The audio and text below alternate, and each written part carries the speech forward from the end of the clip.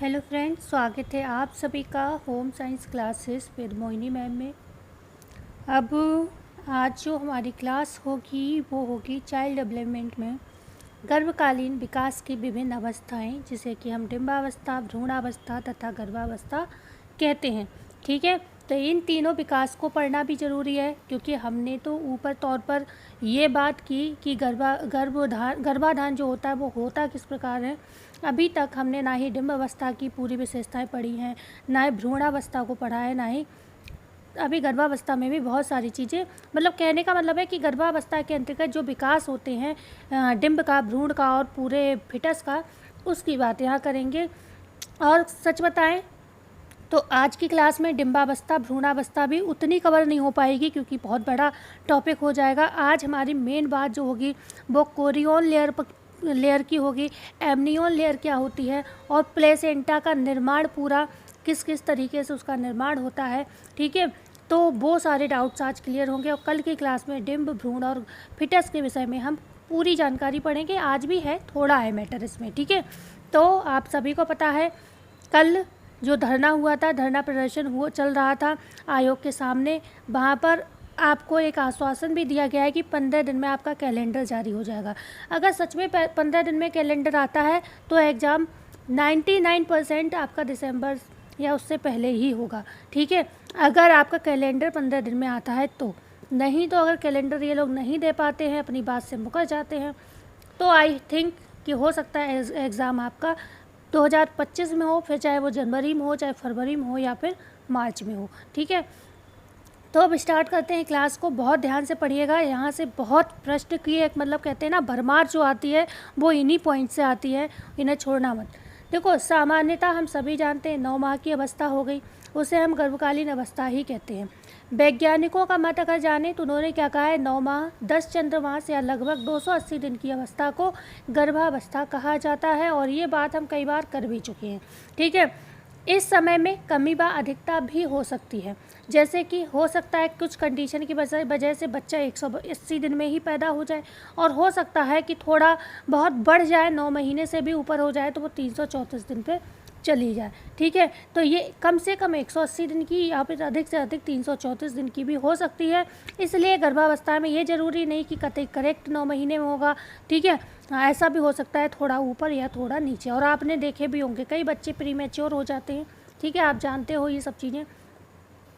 करमाइकल ने क्या कहा, इनकी डेफिनेशन बहुत ज़्यादा इम्पोर्टेंट हो जाती है, ध्यान रखिएगा। ये समय कम से कम 180 दिन और अधिकतम 334 दिन का हो सकता है। ये डेफिनेशन या ये जो विषय है ये किसके द्वारा कहा गया, करमाइकल के द्वारा कहा गया। ये इम्पोर्टेंट डेफिनेशन अपने आप में हो जाती है। इस अवस्था में अन्य अवस्थाओं की तुलना में विकास की गति कैसी होती है, बहुत ज़्यादा तीव्र होती है। ठीक है, जो भी विकास है, ठीक है, विकास हर कह सकते हैं स्टेज में होता है। शैशव अवस्था में भी होता है, नवजात अवस्था में भी होता है, किशोर अवस्था में भी होता है। लेकिन अगर आपको ये सारी अवस्थाओं को रखकर पूछा जाए गर्भावस्था भी, तो आप कहोगे गर्भावस्था में जो है विकास सबसे ज़्यादा तेज़ गति से होता है।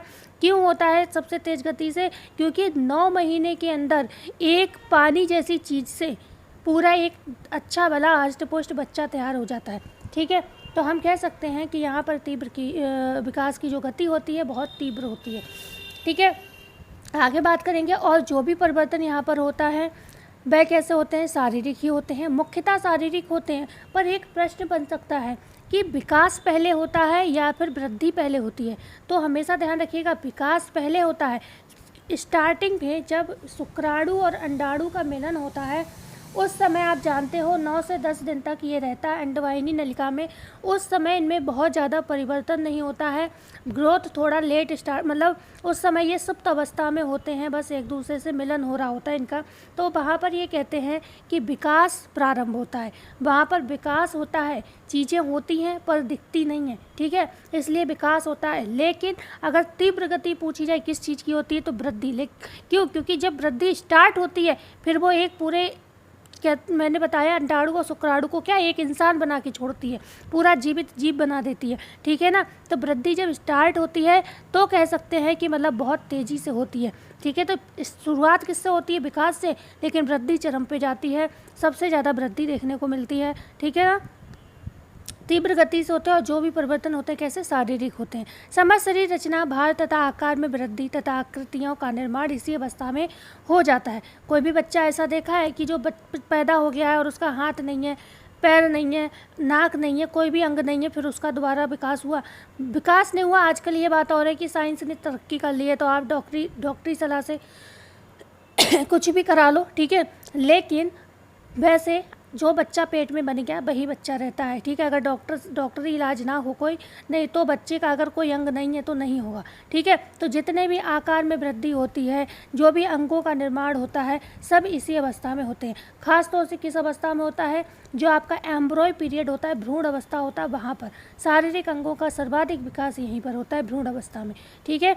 बढ़ते हैं आगे, बात करते हैं गर्भाधान की। कॉन्सेप्शन क्या है, गर्भाधान की प्रक्रिया क्या है। आज की क्लास का एक एक पॉइंट महत्वपूर्ण है, बीच में छोड़ना आपके लिए घातक साबित होगा, ठीक है। अगर आप इतना मेरे लिए कर सकते हो तो बस चैनल को सब्सक्राइब जरूर करिएगा अगर नए हो, क्योंकि हमारी मेहनत भी हमें मिलनी चाहिए, ठीक है। मैं आपसे फ़ीस नहीं मांग रही हूँ, बस सब्सक्राइब और लाइक मांगती हूँ, ठीक है। तो गर्भाधान की प्रक्रिया माता और पिता के अंडाणु, ओवम तथा शुक्राणु, स्पर्म के संयोग से होती है। स्त्री और पुरुष दोनों में उत्पादक ग्रंथियाँ पाई जाती हैं, उन्हें क्या कहते हैं? गोनेट्स कहते हैं।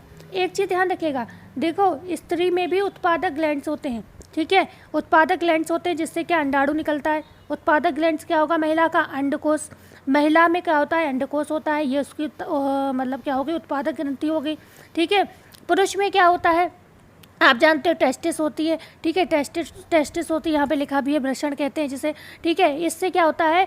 शुक्राणु निकलता है, ठीक है। तो शुक्राणु इससे निकलेगा। अब ये दोनों क्या होगा? आपस में मिलेंगे और एक नए जीव का यहाँ पर निर्माण जो है प्रारंभ हो जाएगा।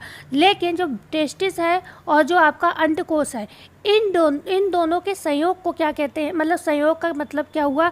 इन दोनों के सम्मिलित रूप को हम क्या कहेंगे भाई? पुरुष में है वो तो आपने कह दिया क्या है? स्पर्म है, शुक्राणु है, ठीक है। माता में हुआ उसे आपने क्या कह दिया? अंडाणु है, ठीक है। अंडाणु है, ओवम है। कहाँ से निकला? माता में अंडाणु अंडकोश से निकला, पुरुष में शुक्राणु टेस्टिस से निकला। तो ये जो टेस्टिस है और जो आपका जो ओवरी है, जो अंडकोश है, वो उनको अगर हम कहें मतलब इसका सम्मिलित रूप क्या कहलाएगा? तो उन्हें हम गोनेट्स कहेंगे। जब दोनों का पूछा जाए एक साथ तो हम उसे गोनेट्स कहेंगे, ठीक है। क्या है ये? क्योंकि ये उत्पादक ग्लैंड्स हैं, इनमें से ही अंडे निकलते हैं और पुरुषों में शुक्राणु निकलते हैं, तो इनके सम्मिलित रूप को हम गोनेट्स कहते हैं। और ये प्रश्न पूछा गया है, ध्यान रखिएगा, ठीक है। माता के अंडकोश, पुरुष के वृषण को सम्मिलित रूप से हम गोनेट्स कहेंगे, ठीक है, ध्यान रखिएगा। और ये दोनों ही क्या है? ये दोनों ही उत्पादक ग्रंथियां हैं। क्या करती है? अंडे का निर्माण और शुक्राणु का निर्माण करती हैं।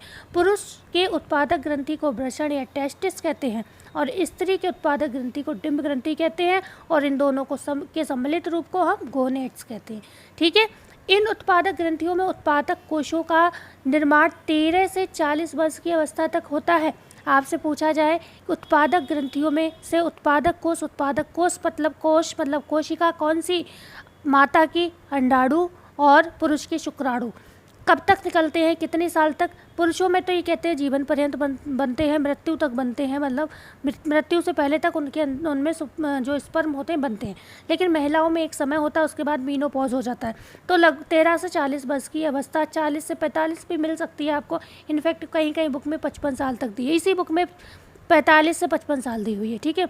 तो 13 से 40 वर्ष तक की अवस्था को मतलब उत्पादक कोशों में क्या होता है? कोशिकाओं का निर्माण होता है, मतलब अंडे का निर्माण होता है। प्रत्येक 28 दिनों में स्त्री की डिंब ग्रंथि से एक अंडाणु परिपक्व होकर कहाँ आता है? गर्भनलिका। अब आप इसको चाहे गर्भनलिका कहो, ठीक है, चाहे डिंब वाहिनी नलिका कहो, चाहे अंडवाहिनी नलिका कहो, ठीक है, ये क्या है? एक ही है, ठीक है, ये एक ही है। तो इनमें क्या होता है? आ जाता है एक अंडा 28 दिन में परिपक्व होकर। और लगभग कितने दिनों तक रहता है ये अंडा? अगर आपसे पूछा जाए तो आपका आंसर सीधा होना चाहिए, लगभग 7 दिन तक ये रहता है। एक अंडाणु परिपक्व डिंब ग्रंथि से निकला, कहाँ आ गया? अंडवाहिनी नलिका में आ गया, जिसे हम गर्भ नलिका भी कहते हैं, आ गया। अब इसमें वो परिपक्व हो गया, मैच्योर हो गया, यहाँ आ गया। अब उसमें कितने दिन तक वो वहाँ रहेगा? 7 दिन तक रहेगा। किस कंडीशन में? अगर पुरुष का शुक्राणु से नहीं मिलता है। अगर पुरुष का शुक्राणु मिल जाएगा तब तो वो गर्भित हो जाएगा, 9 दिन रहेगा अंडवाहिनी नलिका में, 10वें दिन कहाँ ट्रांसफ़र हो जाएगा, गर्भाशय में ट्रांसफ़र हो जाएगा। क्यों? क्योंकि आरोपण हो जाएगा। ठीक है, अब आप आरोपण वगैरह इम्प्लांटेशन ये तो सब समझ रहे होगे क्योंकि मैं पहले की क्लास में बता चुकी हूँ। लेकिन मान लो शुक्राणु नहीं मिलता है भाई, अभी लड़कियाँ कुंवारी हैं, ऐसा कुछ हो नहीं रहा, और फिर शादी भी हो जाती तो ये थोड़ी ना हर बार बच्चा, हर महीने बच्चा थोड़ी ना होता है किसी के। ठीक है ना, तो यहाँ पर क्या है, जब शुक्राणु और अंडे तो हमेशा बनते हैं, हर महीने बनते हैं, तो उस समय क्या ये 7 दिन रहेगा, जब पुरुष का शुक्राणु नहीं मिलेगा तो ये धीरे धीरे खुद ही निकल जाएगा। ठीक है, खुद ही निकल जाएगा। ठीक है, इस अवधि में यदि उसका संयोग पुरुष शुक्राणु से हो जाता है तो अंडाणु गर्भित हो जाता है, और यही क्रिया क्या कहलाएगी, गर्भाधान की कहलाती है। ठीक है, गर्भाधान से लेकर शिशु जन्म पूर्व तक की संपूर्ण अवस्था गर्भकालीन अवस्था कहलाती है। एक लाइन हमेशा याद रखना। ठीक है, कभी कभी लाइन बहुत इंपॉर्टेंट होती है और हम पढ़ते चले जाते हैं। यहाँ पर क्या लिखा है, गर्भाधान से लेकर शिशु जन्म पूर्व तक की अवस्था। ठीक है, पूर्व तक की संपूर्ण अवस्था को गर्भकालीन अवस्था कहते हैं। एक बार एक प्रश्न इसी तरीके का बना था जिसमें लिखा था गर्भावस्था होती है गर्भाधान से जन्म तक की अवस्था, जन्म से पूर्व तक की अवस्था। तो जन्म तक नहीं होगा, जन्म तक की अवस्था से तो जन्म होते ही बच्चा शिशु हो जाता है, नवजात हो जाता है, महिला धात्री अवस्था में कन्वर्ट हो जाती है। ठीक है ना, तो यहाँ पर आप कहोगे जन्म से पूर्व तक की अवस्था गर्भकालीन अवस्था कहलाती है, और ये इंपॉर्टेंट है, ये प्रश्न बना है, और ये ऐसा प्रश्न है ये कंफ्यूज करता है बच्चों को। ठीक है, इजी होते हुए भी कंफ्यूज करता है। जो कम से कम 180 दिन और अधिक से अधिक 334 दिन की होती है। एक एक लाइन आज की क्लास का इम्पॉर्टेंट है, और सबसे बड़ी बात यह है कि पढ़ा रहे हैं वो सब इम्पॉर्टेंट है, पर समस्या ये हो जाती है कि नंबर ऑफ क्वेश्चन कहाँ से पूछा जाता है। तो यहाँ पर एक एक प्रश्न पूछा गया प्रश्न है, और हर बार पूछे जाने की संभावना भी है। तो इसी बात पर आज सभी लोग चैनल को शेयर भी कर दीजिएगा। गर्भकालीन विकास की विशेषताएं क्या हैं, आज हम उसकी भी बात करेंगे। भाई, गर्भकालीन विकास की कुछ विशेषताएं होती हैं। ये अवस्था गर्भाधान से लेकर जन्म के पूर्व तक चलती है। कैसे? अभी हमने वही बात कही, गर्भाधान से लेकर जन्म के पूर्व तक चलती है गर्भकालीन विकास। ठीक है, ध्यान रखिएगा, पूर्व तक, जन्म तक नहीं, जन्म के पूर्व, पूर्व मतलब पहले तक। इस अवस्था में अन्य अवस्थाओं की तुलना में विकास की गति बहुत तीव्र होती है। जब आपसे सीक्वेंस पूछा जाए इस तरीके का और उसमें गर्भकालीन विकास में बच्चे के विषय में लिखा जाए तो आप हमेशा इसको आंसर करोगे सर्वोपरि। ठीक है, सबसे पहले इसको, क्योंकि तीव्र विकास होता है गर्भावस्था में, पूरा शिशु बन के तैयार हो जाता है। इस अवस्था में मुख्यतः शारीरिक विकास ही होते हैं। पूछा जाए मुख्यतः विकास कौन सा होता है, शारीरिक विकास होता है। पहले विकास क्या होता है, तो वो विकास होता है। ठीक है, पहले क्या शुरू हो जाता है, डेवलपमेंट शुरू होता है, फिर विकास होता है, तब फिर फिजिकल मतलब ग्रोथ होती है। ठीक है, लेकिन सबसे ज़्यादा होती है वो ग्रोथ ही होती है, पर शुरुआत विकास से होती है। फिर बात करेंगे समस्त शरीर रचना, भार, आकार तथा आकृतियों का निर्माण इसी अवस्था में हो जाता है। इस अवस्था में अगर कोई अंग कि कुछ भी रीजन रहा, किसी भी वजह से अगर कोई अंग, कह सकते कोई उंगली नहीं बनी, कभी कभी आप देखते हो 6 उंगलियां निकल जाती, कभी कभी 4 उंगलियां 5 उंगलियां होती हैं, मतलब सही होती हैं, जो 5 होती नॉर्मल सभी की। ठीक है, तो सही है। नहीं तो किसी का कोई अंग खराब हो गया, कोई भी समस्या हो गई पेट के अंदर, तो वो फिर अंग दोबारा बनता नहीं है, बच्चा वैसा ही पैदा होता है। ठीक है, 6 उंगली के भी बच्चे पैदा होते हैं, आपने देखे होंगे, पैदा होते हैं। आगे हम बात करें कि गर्भित अंडाणु का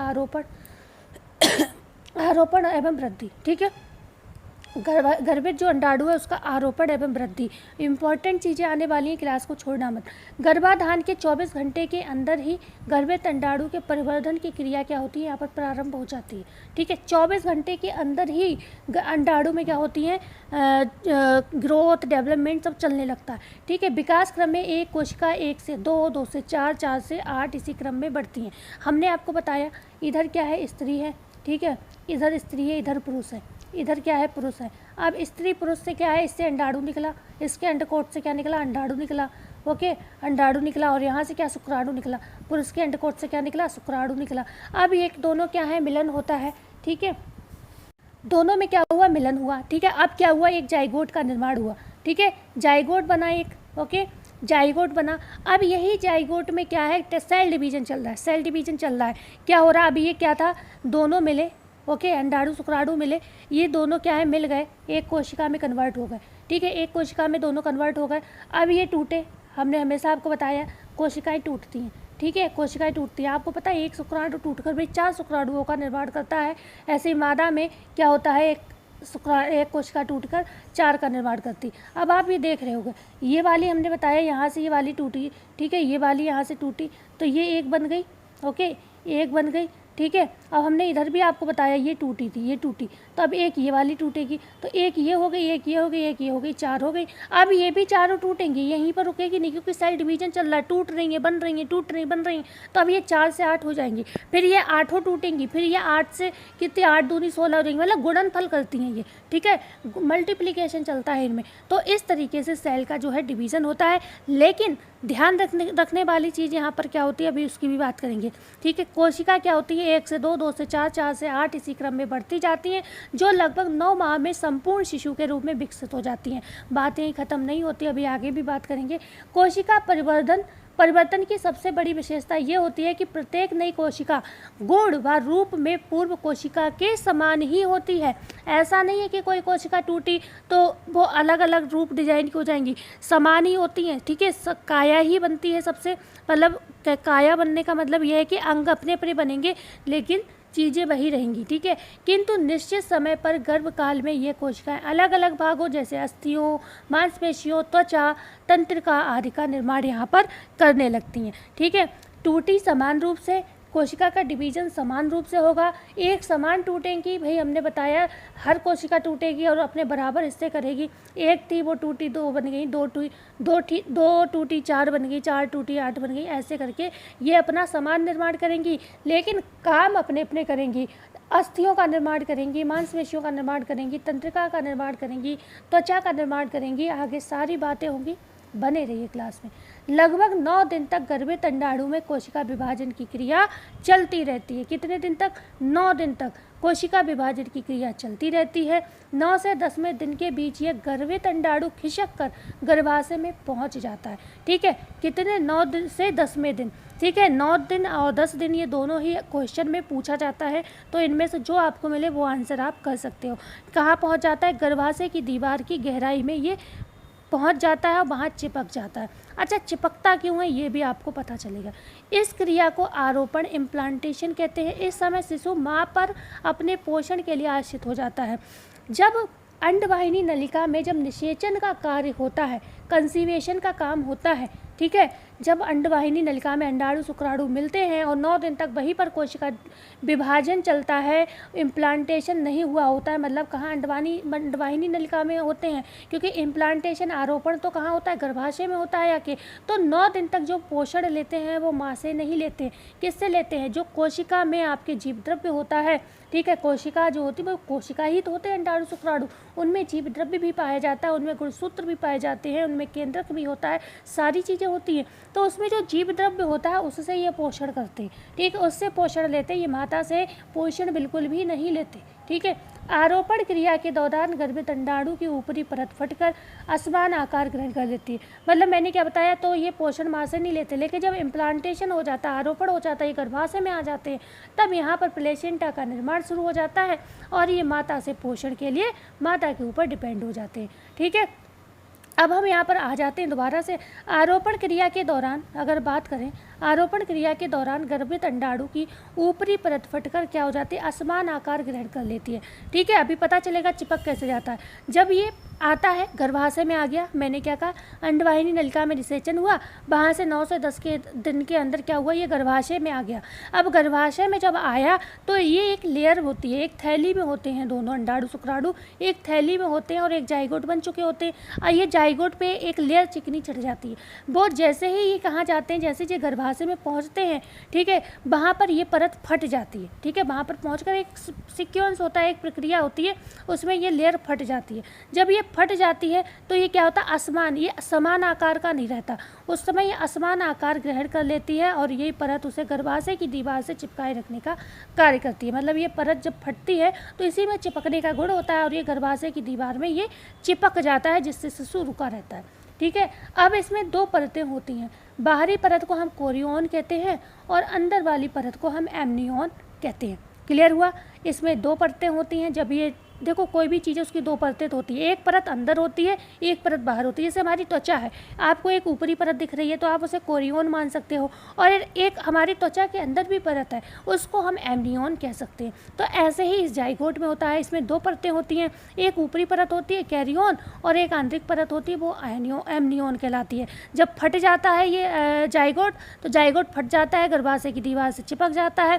जो दीवार से चिपका हुआ अंदर का भाग है वो एमनियोन होगा, और जो ऊपर लेयर होगी गर्भाशय के अंदर वो कोरियोन कहलाएगी। ठीक है, इतना आई होप क्लियर हो गया। अब कोरियोन की थोड़ी बात करते हैं, बहुत इंपॉर्टेंट है, ध्यान रखिएगा। प्रथम 3 सप्ताह के अंदर कोरियोन में उंगलियों जैसे नुकीले उभार बन जाते हैं। कैसे? उंगलियों के समान। पूछा जा सकता है थोड़ा बहुत घुमा फिरा के कि उभार किस तरीके के होते हैं, किस आकार के होते हैं, तो उंगलियों के समान।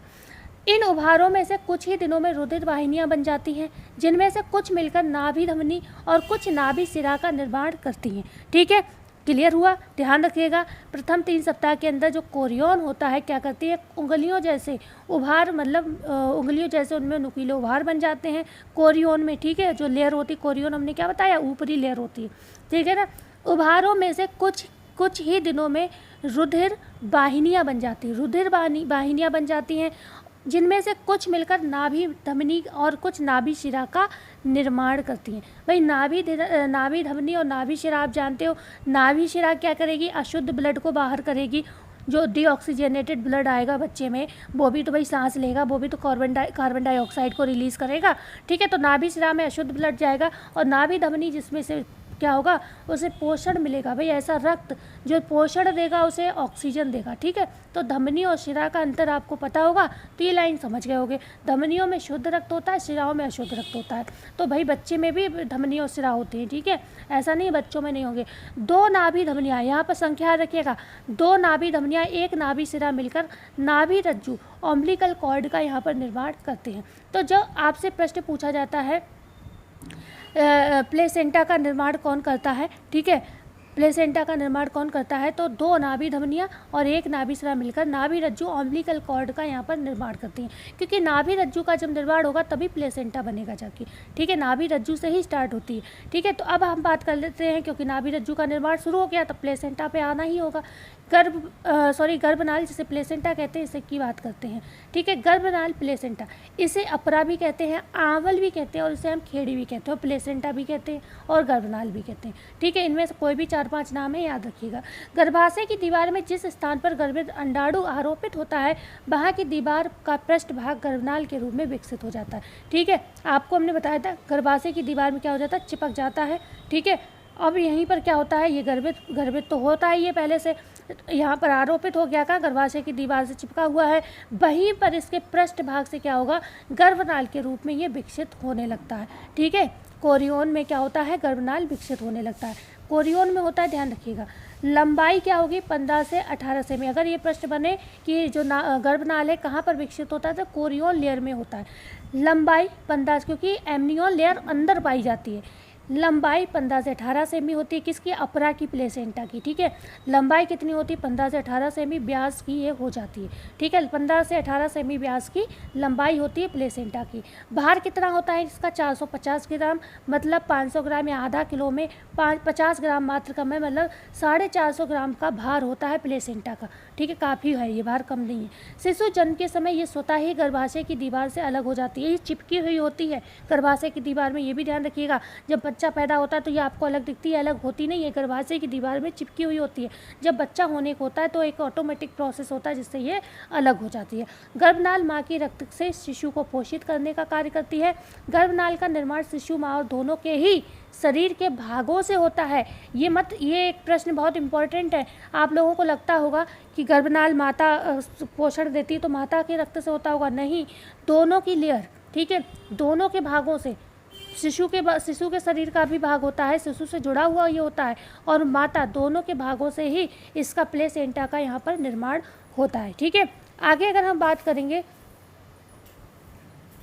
इसमें गर्भाशय की दीवार की भीतरी परत तथा गर्भित अंडाणु की बाहरी परत जो होती है, कोरियोन, दोनों सम्मिलित रहते हैं। ठीक है, किस लेयर को अभी हमने आपको बताया था, जो कोरियोन लेयर होती है उससे निर्माण होता है। दूसरा जो गर्भित अंडाणु है, ठीक है, उसकी भीतरी परत, ठीक है, गर्भित अंडाणु की भीतरी परत होती है यहाँ पर, और ये जो कोरियन होता है, सॉरी यहाँ ध्यान से सुनिएगा, थोड़ा सा गलत हो गया। इसमें गर्भाशय की जो दीवार की भीतरी परत होती है, ठीक है, गर्भाशय की दीवार की भीतरी परत, ठीक है, और गर्भित अंडाणु की बाहरी परत कोरियन सम्मिलित होती है।